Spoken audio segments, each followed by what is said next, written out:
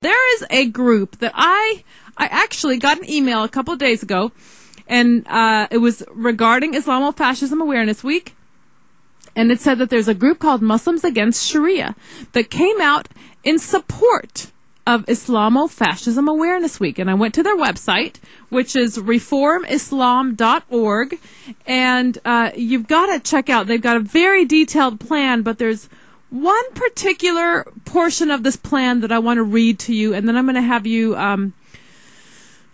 probably in the next segment, I'll have you hear a couple of the answers from the interview that we have. But equality is one of the points on the website over at reformislam.org. And this is what it says. Islam is one of many of the world's religions. There will be no peace and harmony in the world if Muslims and non-Muslims do not have equal rights.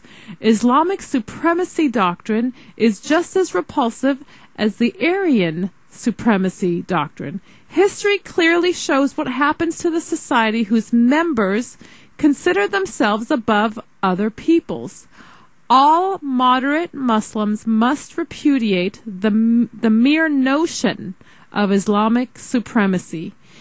They argue that this is the very notion that has caused all of the violence that we see. It is the foundation for the attempt to set up a caliphate. It's the justification for violence. They go on and say Sharia law must be abolished because it's incompatible with the norms of modern society. I'm going to have you listen to just one of the answers that I got from one of these gentlemen. We had to pre-tape it, and quite honestly, you will see because of security reasons that his voice is altered somewhat. But the initial question is that these people are attacked all the time as being non-Muslim, that because they're Muslims against Sharia, there are those who say, well, you can't be a Muslim against Sharia. That's not the real thing. And so here's his answer. When we come back, we'll listen to a couple more of his answers. But here's the answer to, what do you say to those who say you can't be a real Muslim? Islam is not a race, gender, or skin color. It is a set of beliefs. How can you prove something intangible? Islamic knowledge? Any non-Muslim can learn what Islam is.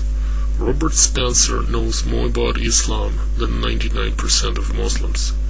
Besides, none of us claim to be an Islamic scholar. All we have is our word to go on.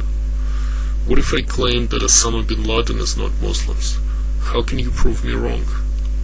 Besides, people who support our goals do not question our faith.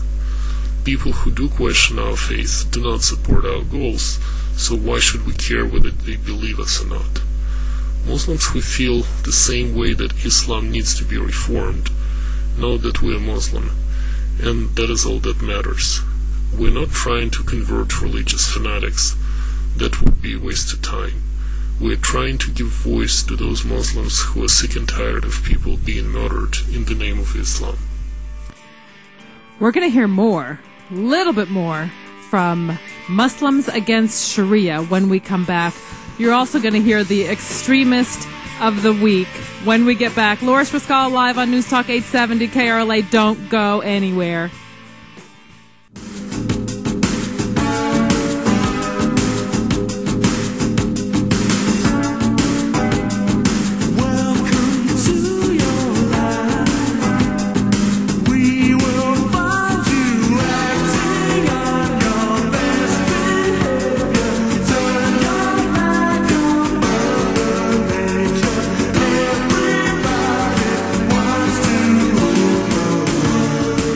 Maybe not everybody, just the radical Islamo-fascists.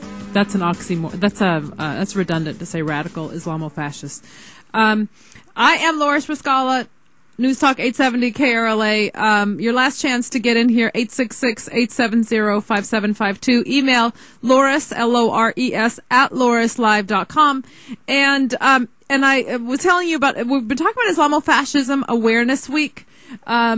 And where, in the name of free speech, a bunch of these speakers were shut out and shut down and booed and shouted off stage. And I had stumbled across an organization, a website called Muslims Against Sharia. You could find them at reformislam.org. reformislam.org. And I, because of security reasons, I had to send him the questions in advance, and he sent me the MP3s. And you can hear his voice is distorted. He says that 14% of Muslims who write into them tell them that they should be beheaded.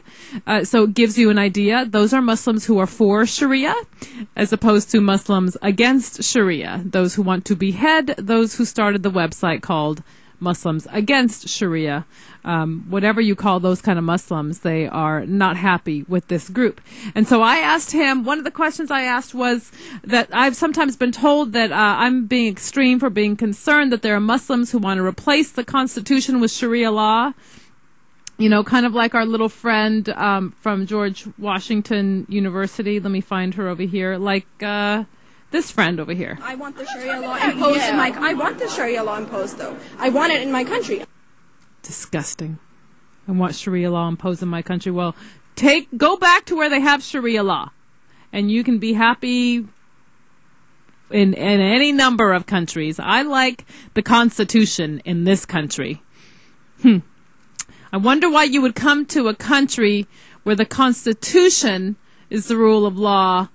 The Constitution is the way we, dictates the freedoms and the way we live.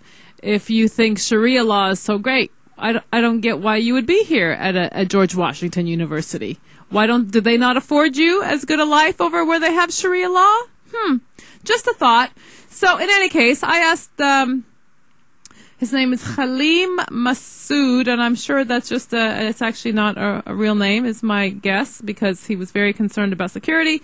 And I asked about this concern about Sharia law. I said, please comment about what I say is the dangerous combination between those who are inching along towards the goal of instituting Sharia, and then on our side, the politically correct posture that we have in the United States, and the dangerous combination of the two. And this is what he said. In a fundamentalist society, women have a semi-slave status. Because women have the most to gain, I predict that they will be a driving force in Islamic reformation. Educating women is one of the best weapons in combating Islamism. Okay, so that was actually about women. I think this might be the one. Our website, www.reformislam.org, provides a detailed plan on how Islam should be reformed. Among other things, we need to acknowledge mistakes, accept responsibilities, abolish Sharia and other outdated practices, remove outdated and contradictory verses from our religious texts, and most importantly, abolish the concept of Islamic supremacy, which is the root of all problems. Our main goals are to educate Muslims about dangers presented by Islamic religious texts and why Islam must be reformed, to educate non-Muslims about the differences between moderate Muslims and Islamists, and to educate both Muslims and non-Muslims alike that moderate Muslims are also targets of Islamic terror. Okay, we're going to stop it right there. What we hear from that is that their goal is to inform people, both Muslims and non-Muslims, about the dangers that exist if Islam is left alone, is their perspective, and that it must be reformed in order for us to coexist in harmony and peace, and for them to eliminate this idea that Islam has to be a supreme religion. This is not the same as somebody believing that their religion is the one true religion. The difference in this notion of supremacy is that one religion actually needs to subdue all the others. That is what's distinct here. And these guys are being threatened all the time because they dare say it. And they are Muslim. I guess, how do we prove if somebody's Muslim or not? He said, what is it?